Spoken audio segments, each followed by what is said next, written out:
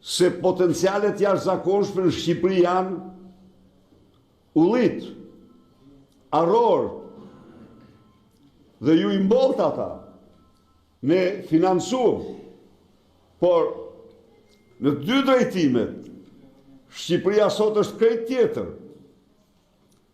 Të thot këtë 12 vite, çfarë solli në bujqësinë shqiptare? Tani si përmend më fare pemë, drut frutor.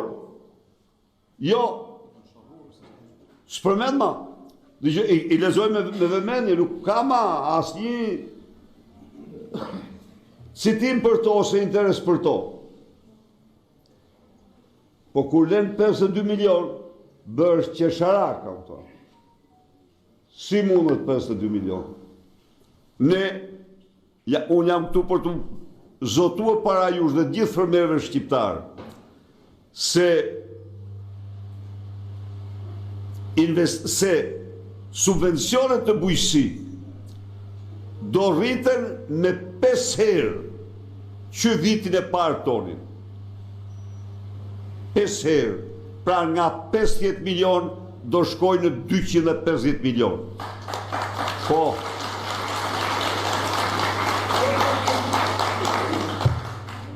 Dhe kjo është vetëm fillim. Dhe kjo është e menjëhershme. Dhe kjo do të jetë e menjëhershme. Dhe çfarë po bëjmë me këtë? Ne po kalojmë Kosovën me 50 milion. Dhe se harrova t'u them, Kosova buxhetin e ka 4 miliard. Shqipëria buxhetin këtë vit e ka 8 miliard. Shqipëria u jep fermerëve 50 milion, Kosova u jep fermerëve 200 milion. Ja pra.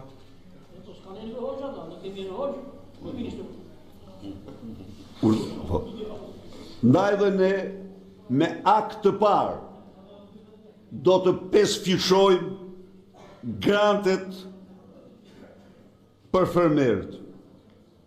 Dhe në mënyrë absolute, nafta, përveç se ne, se jemi këtu tek nafta, çfarë ka bërë ky?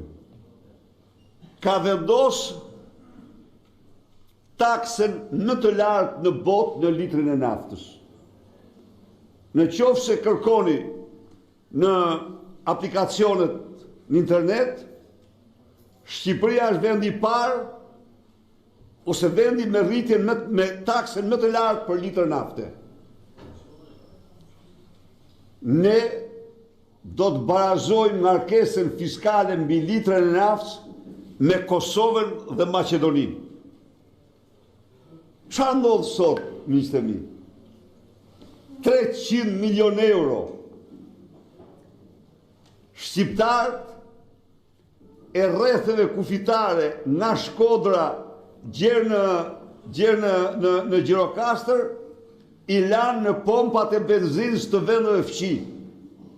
Shkojnë mbushin serbatorët, në Maqedoni, në Kosovë, në Maltëzi. Dhe ja u levërdis me gjithë rrugën që bënaj nga Elbasani, shkon në Strug, mbush makinën dhe kthehet dhe i levërdis. Po sa është kjo? Kjo është 300 milion euro. 300 milion euro në vit. Nuk pyet. Po si mund të mash ti taksën më të lartë? E kishim 7 lek taksën e qarkullimit. 7 lek. E bëri 28 lek. Taksën e qarkullimit. E rriti 4 herë. Dhe me këte i vuri një gjobë jo vetëm atyre që kanë makina, jo atyre po sigurisht, po absolutisht të gjithë fermerëve, të gjithë shqiptarëve. Se nafta ndikon në çdo gjë. Ndaj dhe ne ju garantoj se do të zbresin ngarkesën fiskale mbi litrën e naftë në nivelin e Maqedonisë dhe Kosovës, dhe përveç kësaj fermerëve do t'u jepet nafta pa asnjë taks. Do hiqet çdo taks. Çdo taks. Nuk ka, po të ndojë shteti e bën në mënyrë më transparente. Kosova përsëri, për çdo lop e shpalli këto ditë kanë vënë disa pagesa për bagtit. Kanë vendosur për lopën, për dhinë, për delet, për bletët, që të gjitha janë shumë të vonuara. Shumë të vonuara. Në qoftë se Kosova jep 30 euro për dele, ky vendosi 15 euro. Ja, 12, po. Në qoftë se Kosova vendosi ka 25 euro për bletën, ky 20 euro. Përsëri ndër Kosovën. Po pse kjo? Çfarë ka që t'japim ne më pa? Ne kemi buxhetin 8 miliard, ata kanë buxhetin 4 miliard. Pse kjo? Maqedonia ka buxhetin 6,7 miliard, e ka dhe më të lartë se Kosova të gjitha. Ndaj dhe ne u bëm tani, ishim në disa drejtim në krye për rrogat dhe pensionet, tani kemi zbritur në fund dhe detyrohem të zotohemi se do të arrijmë Kosovën dhe Maqedoninë.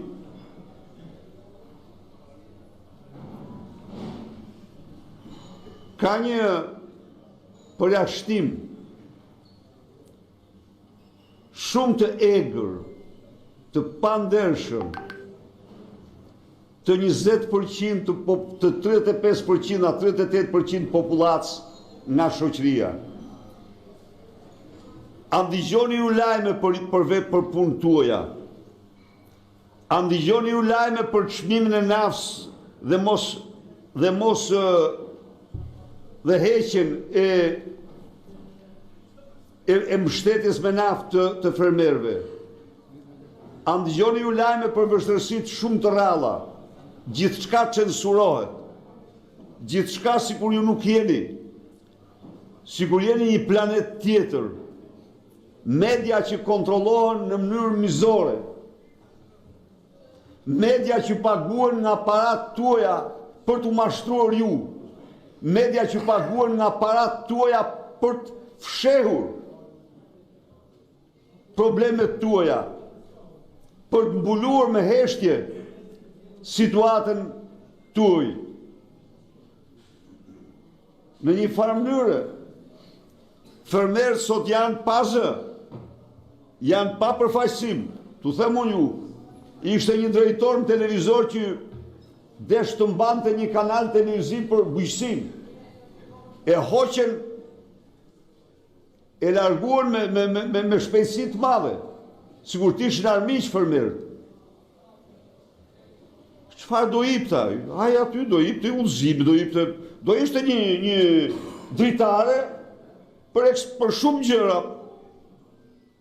Jo, nuk ekzistonin. Do marrin fund. Ju garantoj se do të organizojmë rrjetin më të mirë të këshillimeve dhe konsultave.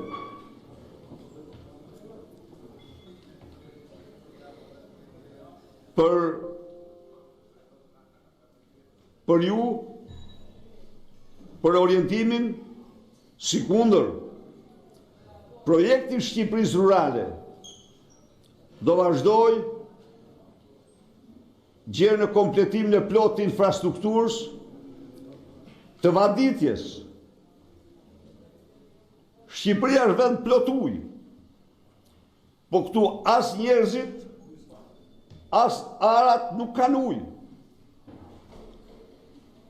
Ju e pa që ndodhë në Vlorë. Vlora ditë tëra pa ujë, dhe ky u thoshte se tubi është i vitit 2009. pas 17 vitesh. Fajnë ka tubi vitit 2009.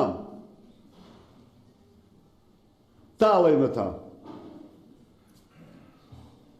Pra, një përqendrim i madh do jetë investimet si në infrastrukturë lokale, por dhe në vaditje. Sistemi vaditjes në Shqipëri është sistemi prapambetur.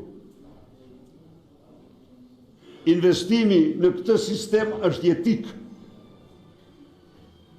Ky sistem duhet të arrijë në standardet më të mira. Ne jemi vend me ujë, vend i bekur. Ne jemi vend, kemi edhe naftë edhe ujë. Nga të paktat. Pra, do bëjmë gjithçka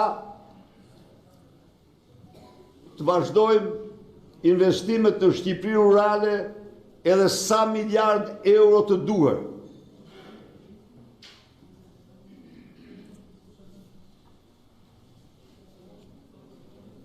Sigurisht që përpunimi është dimension tjetër. Sistemi kreditimi. Qeveria do paguaj 80% të interesave për të gjithë fermerët e ri.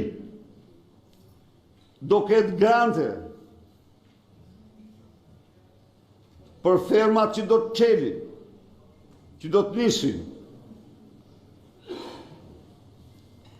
Qeveria do paguaj interesa për sigurimin e ushqimeve nga fatkeqësitë natyrore apo mbi prodhimi. Bujqësia, blegtoria janë krejtësisht injoruara siç e shifni. Por për ne janë dhe do jenë një përparësi. Mungesën e interesit total të kësaj qeverie për fermerët, propaganda mashtruese e shqiptarëve e mbyll se Partia Demokratike nuk ka alternativë. Sigurisht, mafia e censurës nuk don të ndëgjojë alternativën. Po alternativa jonë është absolutisht alternativa më e mirë që ka patur ndonjëherë Shqipëria.